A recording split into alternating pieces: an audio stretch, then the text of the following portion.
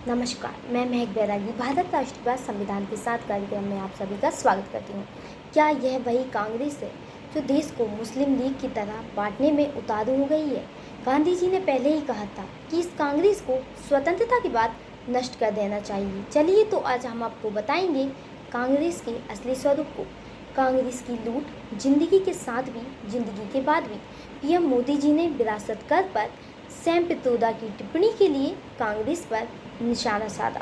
विरासत के बारे में सैम पित्रोदा की टिप्पणी और धन पुनर्वितरण पर राहुल गांधी के बयान के लिए कांग्रेस पर निशाना साधते हुए पीएम मोदी जी ने कहा कि कांग्रेस विरासत कर लगाएगी और जीवन के दौरान और मृत्यु के बाद भी लोगों का शोषण करना नहीं छोड़ेगी। छत्तीसगढ़ में एक रैली को संबोधित करते हुए पीएम मोदी जी ने कहा कि जब तक आप जिंदा हैं, कांग्रेस आप पर ज़्यादा टैक्स का बोझ डालेगी, आपके निधन पर इनहेरिटेंस टैक्स का बोझ डालेगी, कांग्रेस आपकी संपत्ति छीनना चाहती है। मोदी जी ने कहा कि जिन लोगों ने पूरी कांग्रेस पार्टी को अपना पैतृक संपत्ति माना, उससे अपने बच्चों को दे दिया, वे अब नहीं चाहते हैं कि भारतीय अपनी संपत्ति अपने बच्चों को दे।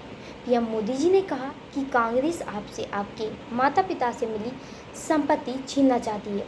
प्रधानमंत्री मोदी जी ने कहा कि कांग्रेस ज़्यादा बच्चे पैदा करने वालों को और घुसपैठियों को बांट देगी आपकी संपत्ति। मोदी जी ने कांग्रेस के घोषणा पत्र को मुस्लिम लीग की छाप बताया है कि उन्होंने कहा है कि अगर कांग्रेस सत्ता में आती है तो वह लोगों की संपत्ति लेकर मुसलमानों को बांट देगी। और यह बात मोदी जी ने पूर्व प्रधानमंत्री मनमोहन सिंह के एक बयान का हवाला देते हुए कही, जिसमें उन्होंने कहा था कि देश के संसाधनों पर पहला हक अल्पसंख्यक समुदाय का है।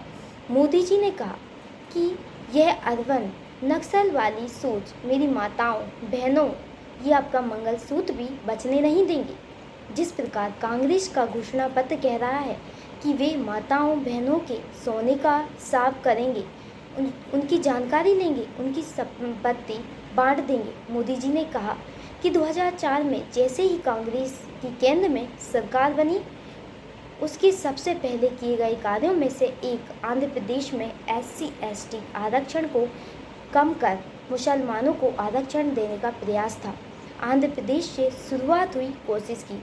आंध्र प्रदेश का जब बंटवारा नहीं हुआ था, उसके पहले की बात है, यहाँ मुसलमानों के लिए आरक्षण पहली बार 1993 से 1994 में प्रस्तावित किया गया था, जब कोटला विजय भास्कर रेड्डी कांग्रेस के नेतृत्व वाली सरकार ने अल्पसंख्यक कल्याण मंत्रालय की स्थापना की थी। अगस्त 1994 में शैक्षणिक संस्थानों में सरकारी नौकरियों में मुसलमानों और अन्य 14 अन्य जातियों को 5% कोटा प्रदान करने वाले को एक सरकारी आदेश जारी किया गया था। कांग्रेस के घोषणा पत्र में कब हुआ जिक्र? 2009 के लोकसभा चुनाव में कांग्रेस की ओर से घोषणा पत्र में नौकरियों और शिक्षा में मुसलमानों के लिए राष्ट्रव्यापी संरक्षण का वादा किया गया। 27% OBC कोटा के भीतर एक मुस्लिम का उप कोटा बनाने का विचार था। कांग्रेस की ओर से कहा गया कि केरल, कर्नाटक, आंध्र प्रदेश में अल्पसंख्यकों के लिए उनके सामाजिक और आर्थिक पिछड़ेपन के आधार पर सरकारी रोजगार, शिक्षा आरक्षण का बीड़ा उठाया है। हम इस नीति को राष्ट्रीय स्तर पर अपनाने के लिए प्रतिबद्ध। मिस्ता पैनल ने सरकारी नौकरियों और गैर अल्पसंख्यक शैक्षणिक संस्थानों में मुसलमानों के लिए 10% और अन्य अल्पसंख्यकों के लिए 5% कोटा की सिफारिश की।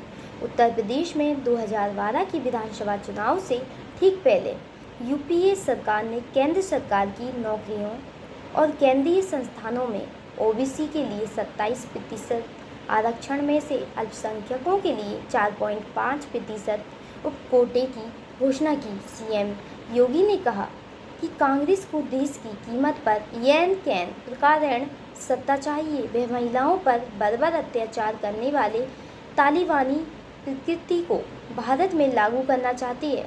यह लोग 3 तलाक का समर्थन करते हैं। कांग्रेस देश में शरिया कानून लागू करके तालिबानी विध्वंस की समर्थक है।